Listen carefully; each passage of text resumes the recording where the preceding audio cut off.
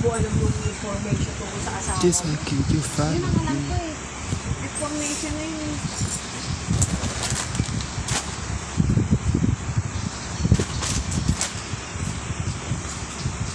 Dapat alam mo kung ano yung asawa. Alam ko nga.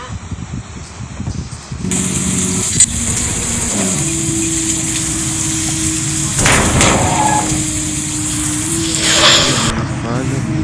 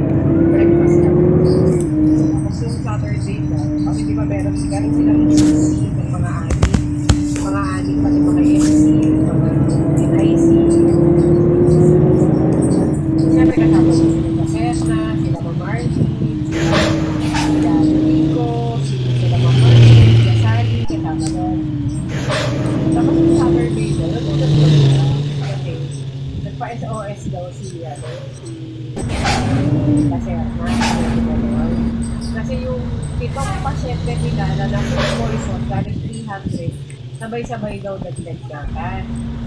Eh, di nakita niya, nakita niya Ma'am Marcel. Si Ma'am Marcel naman, parang sinabihan yung mga, yung mga staff niya dun sa Deluxe, saka sa ICU, na kung malaki yung pasyente, tulog kayo sa, tulog kayo sa medical ward. Tapos, si Ogie yung duty. Nandun din si Ogie. Ako yung duty nun gumanon si Ogie. Inamin na niya. Tapos sabi ni Sir Mateo, ikaw pala pre, bakit hindi kayo tulog? Tapos sabi ni Ogie, Sir, tututusin yung pitong sa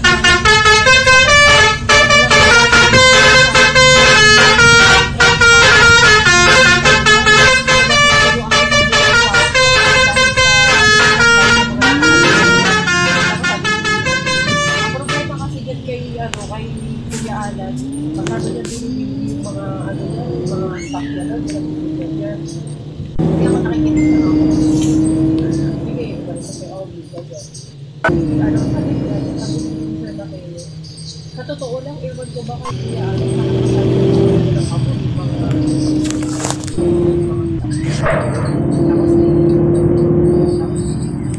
nagkomento ako. Sabi ko, iba na sa promote na nurse na galing ICU.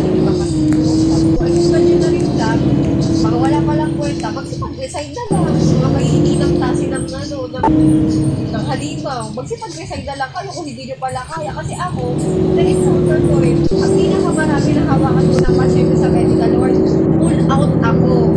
2 araw. 25. Lahat yun na BS ko. Tapos, sila siya siyam lang. Tapos, ito yung naglalagnan. Nagpapanik sila. Kailangan na SOS. Wala. Tapos sabi niya, uy, mukhang may ulo ka. Sabi ko, oo talaga. Capable ang mga tao mo na magtrabaho. Pag-resign ka lang. Diba? Tama naman ako.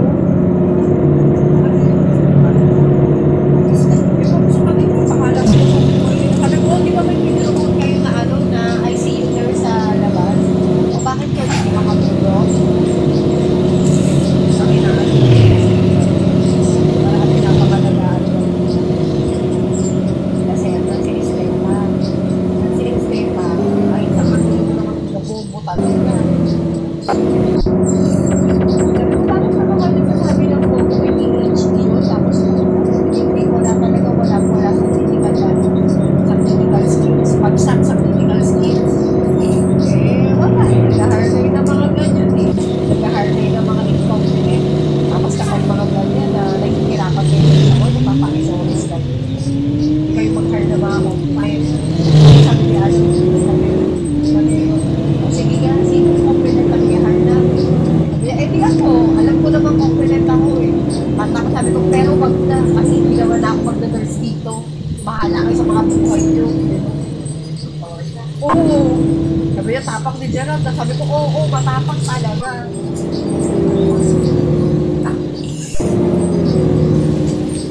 Sabi ko, AFG, ang nagpatapak sa akin. Dati, nasanay ako sa discipline lang ako. Hindi lang sa distraction. Wala namang mawawala. Ngayon, hindi. Bahala kayo sa mga buhay nyo. Ano ko talaga. Ha? Hindi, wala. Umalis sa sino. Tapos tawa siya. Tapos bakit? Gerald, tama na yan. Puso ko, gumagano siya sa akin. Oo, may puso talaga. Kayo ng mga incompetent. Tapos sabi niya,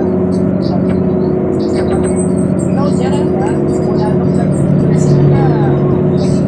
Oo, totoo naman. So, nagpapagod talaga kayo ng mga incompetent. Tawag na tawag.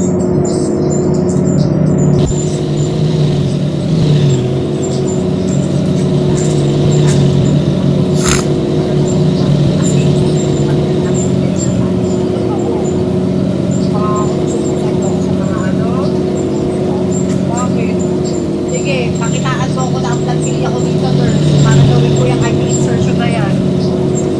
Ginaganon ko sila. Gerald, paano naman kami? Nurse mag-garit. Pero pag kayo mag-RP na, hindi na naman. Kasi hindi pa kayo nangyari sa akin. Nakarinig sila. And na-explain ko naman lahat. At kung naman usapan namin. Kaya ay kay Tisa, sabi ko, ma'am, sa totoo lang, nanungura na ako. Kasi wala naman ako ibang intensyon na masama. Ang intensyon ko, makatulong lang sa inyo, maibisan yung trabaho nyo, pagkaan ako sa trabaho. May kaso na, kung ganyan na rin lang, na pinamasama nyo pa rin pagtulong ko, hindi ba lang? Diba? Tapos sabi nyo yung Ma'am Marley, oo, na inintindihan nyo. Kaya kapag kami dalawa ni Ma'am Marley, kahit na ilang admission, siya nag-i-insert lahat, hindi siya nag-aano sa akin. Oo, tama naman talaga. Pero pag kayo mag-garin, pag heplakan ko ngayon. Sige, pakitaan mo ako na ang plantilla ko dito, nurse. Heplakan ko yan. Oo. Palpal talaga siya. Palpal sila.